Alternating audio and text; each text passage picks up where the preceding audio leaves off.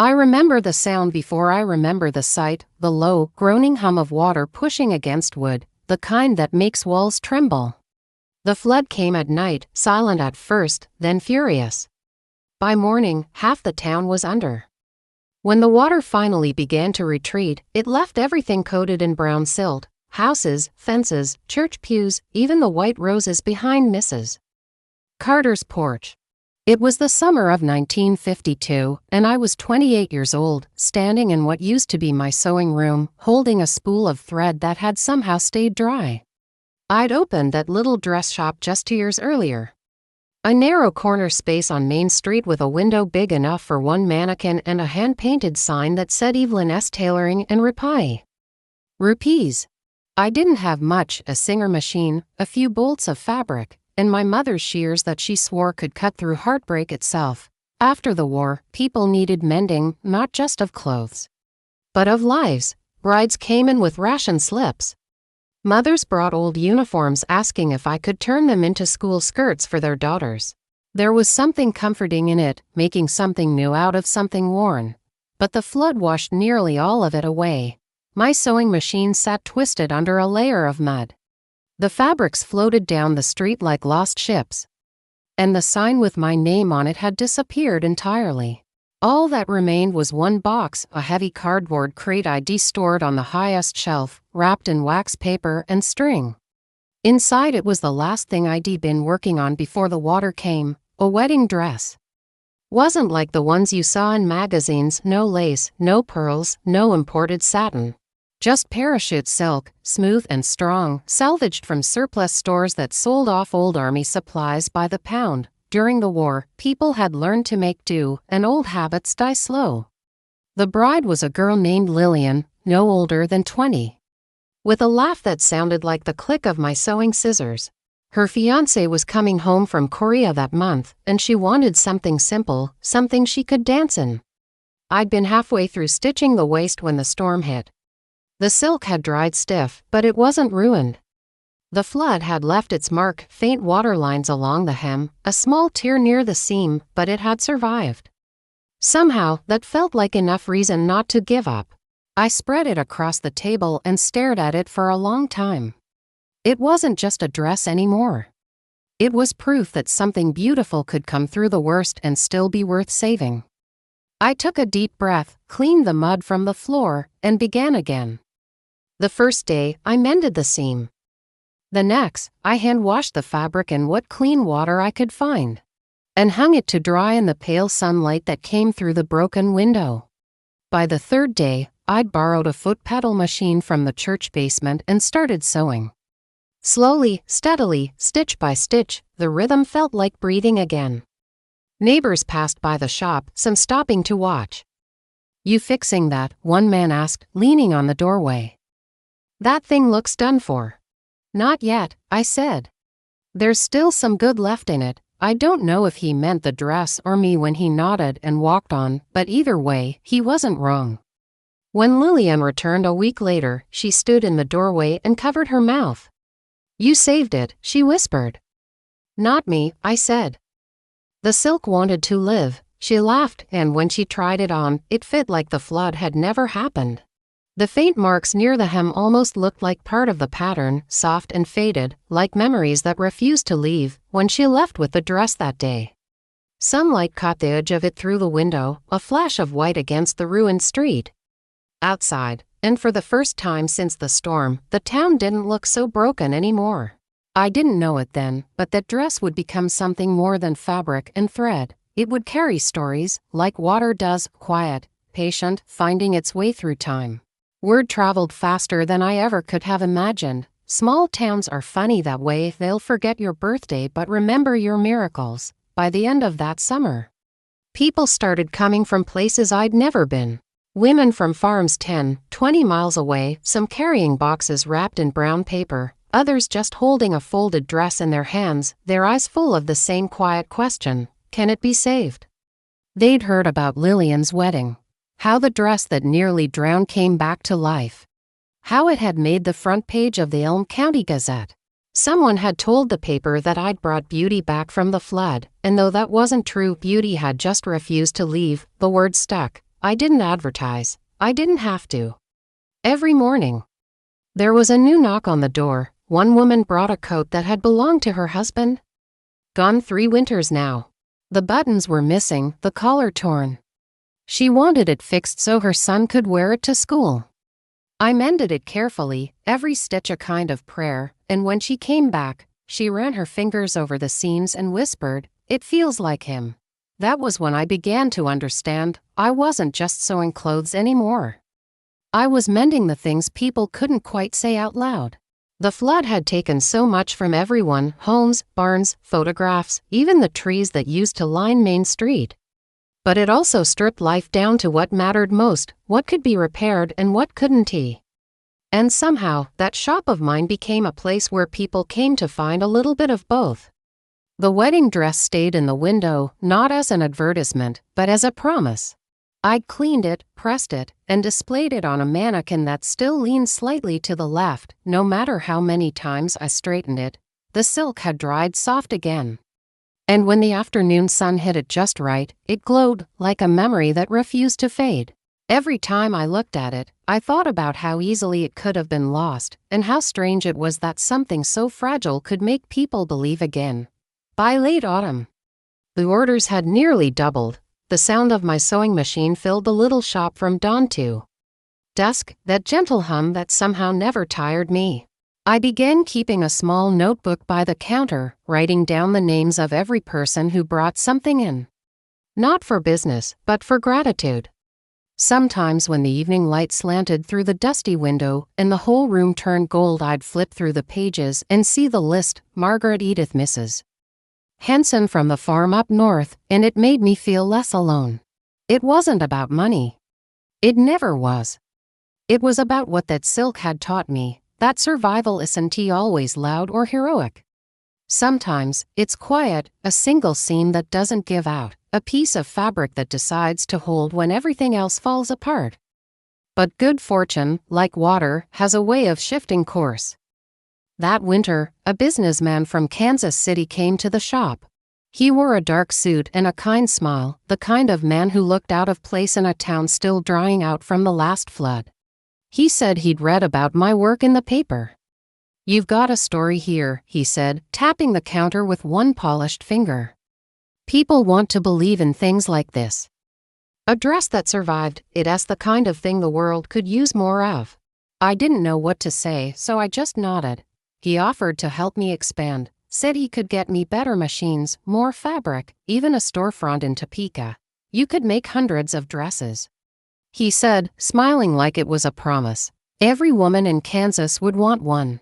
Hundreds, the word made my stomach twist.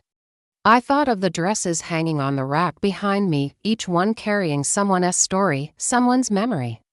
I thought of the sound of the flood still echoing in my head, the way the silk had felt between my fingers when I realized it wasn't ruined.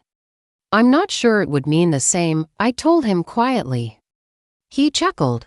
"Meanings for church, Miss Evelyn.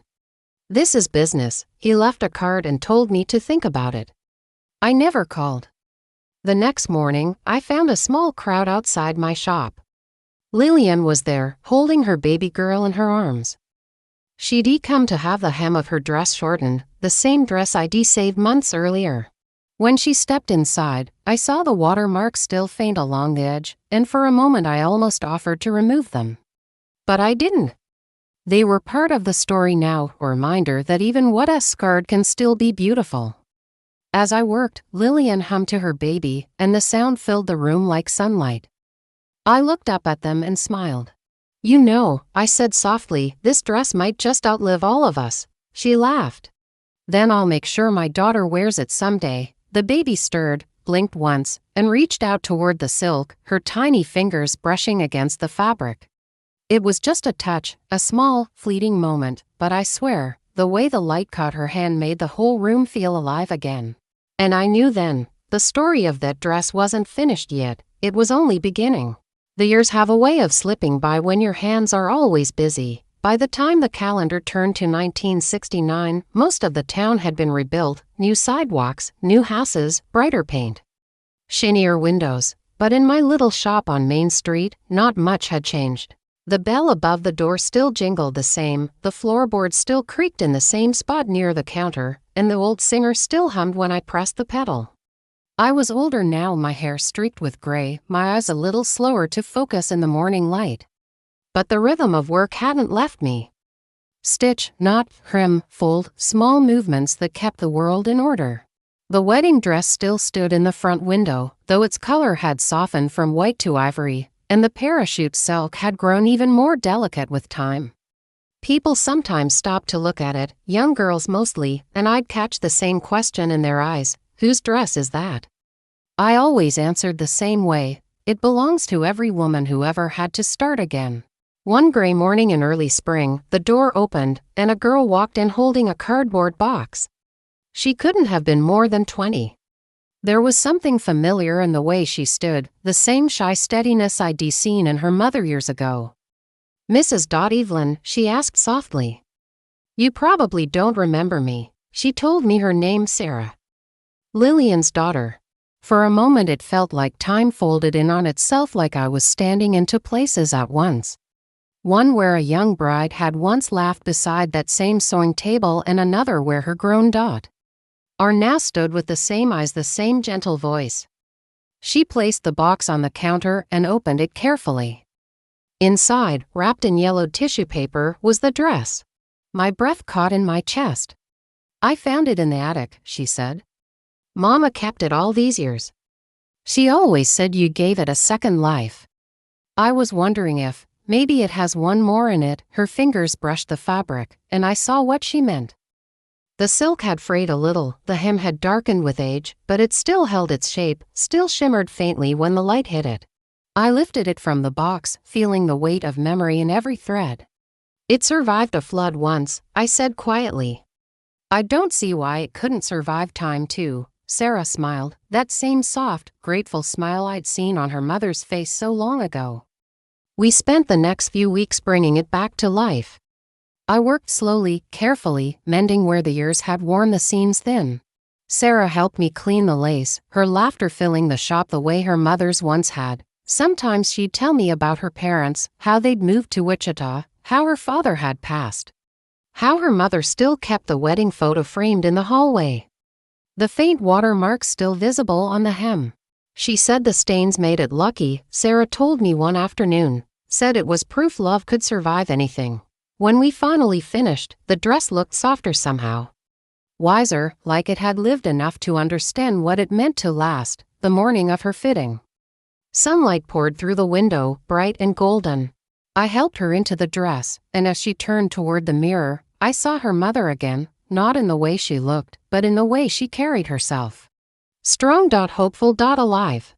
Her reflection caught the light, and for a moment the silk gleamed like it had that first day in 1952 when I hung it to dry and believed maybe beauty could still find a place in a broken world. "You look perfect," I said. She smiled. "You saved it twice now." "No," I said, my voice catching a little. "It saved me, too." She didn't understand at first how that dress had given me purpose after the flood. How it had stitched me back together just as much as I'd stitched it. But someday, I thought, she would. When Sarah left that day, she turned in the doorway and said, "I think I'll keep it after, like Mama did. Maybe one day someone else will need it." I nodded, watching as the silk caught the light one last time before the door closed behind her. After she was gone, I stood for a while in the quiet. The singer was still, the air smelled faintly of thread and lemon polish, and outside, the wind moved softly through the street. I looked at the empty mannequin in the window and smiled. Some things aren't meant to stay, they're meant to go out into the world. To carry a little piece of you with them. And that dress, the one that had survived a flood, a lifetime, and the slow march of years, had done exactly that. By the time the letter came, my hands had grown too shaky to sew. The years, I suppose, had decided I'd done enough stitching for one lifetime. The shop was quieter now, the kind of quiet that hums with old memories. The sign above the door had faded almost completely, and most of the faces on Main Street were new. The post office had turned into a diner, the church replaced its old steeple. And I moved my sewing table closer to the window just to catch the morning light the way I used to. The letter was from Sarah. The postmark said Chicago. The handwriting, neat and careful, just like her mother's, told me everything before I even opened it. Inside was a photograph. Black and white, edges worn from handling. In it, a young woman stood in a small chapel, smiling shyly at the camera. The wedding dress looked as luminous as ever, softened by time, yes, but still unmistakably the same. Underneath, Sarah had written, "My daughter, June. She wanted to wear it. Just like I did. I thought you should know it's still beautiful." I must have read that line a dozen times, tracing the ink with my finger until it smudged slightly. That dress, born from war silk, nearly lost to water, carried through 3 generations, was still alive somewhere out there, moving, breathing, shining in new light. It had outlived the flood, the years, even me. And in some quiet, graceful way, that felt like victory. When you reach a certain age, you begin to understand that not everything you create is meant to last forever in your hands. Some things belong to the world, to those who come after you. I often thought about that silk, how something made for destruction had become a vessel for love. Parachute fabric turned into a wedding dress. The very material meant to save lives had gone on to start new ones. There was something poetic about that. I kept the letter and photo pinned above my work table. Every morning, I'd sit with my tea. Look at that smiling girl in the dress. And think of the floodwaters that once took nearly everything. Funny, isn't it, how loss sometimes leaves behind the very thing that teaches you what it means to endure. I decided to leave the shop to a young woman named Clara, a seamstress who'd been helping me these last few years. She was bright and steady. The kind of person who looked at torn fabric and saw possibility. The day she took over, she asked if I had any advice. I thought for a long while before answering. "Don't chase perfection," I told her. "It doesn't exist. But if something's worth saving, you'll know. The fabric will tell you." She smiled at that, and I could see the same spark I'd once felt, the quiet joy of mending what others might throw away. Before I locked the door that final time, I walked to the mannequin that had stood by the window all these years. I draped over it a simple white cloth, nothing fancy, just cotton trimmed with lace. My hands trembled, but the motion felt familiar, like muscle memory. Outside, the air smelled of rain again, the kind that soaks deep into the ground, the kind that starts things growing. I watched droplets trace lines down the glass and thought of that first morning after the flood, when everything seemed lost and I'd found that single spool of thread. It's strange how one small thing, a stitch, a word, a dress, can hold a life together. I left the shop key on the counter, next to a note. Just a few lines written in pencil, for whoever would find it after me. Every seam tells a story. Every hand that mends adds a little hope. This shop was never about fabric. It was about faith in what can be fixed, in what can still be beautiful. Then I stepped outside and pulled the door shut. The bell above it gave one last soft ring, like a goodbye. They say you can't take anything with you when you go. Maybe that's true. But I think if you've left something behind that still carries light, that still makes someone believe in starting over, then a part of you stays. Some nights when the air is still and the street is quiet, I imagine the glow of that wedding dress somewhere out there, silk shimmering faintly under a church. As soft lights another bride taking a deep breath before walking down the aisle. And maybe, just maybe, she feels it too, the strength of every woman before her stitched into the fabric, whispering, "You've already survived the storm, now go and begin again." If this story touched your heart, don't let it fade away. Stories like these remind us where we came from, and what still matters most. So if you believe some memories are worth keeping, leave a like, share your thoughts in the comments, and subscribe to our channel. Because here, we remember together.